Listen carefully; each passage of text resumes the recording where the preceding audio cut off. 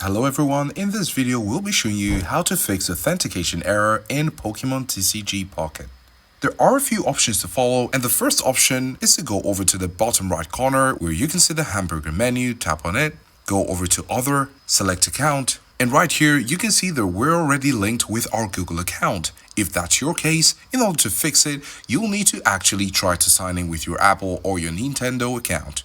Another option is to go over to your phone, select the app, delete it, and install it again. In order to delete it on your Apple device, you just need to tap on it and hold, and then you have the option to remove the app.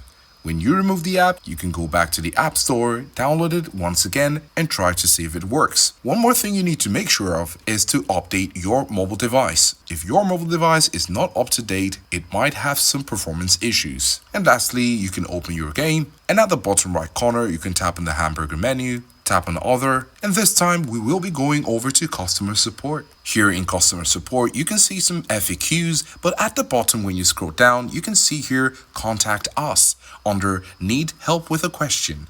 So when we tap on Contact Us, it will take you to this page where you can put in your details such as your email address, your first and last name, your game language, and details such as these.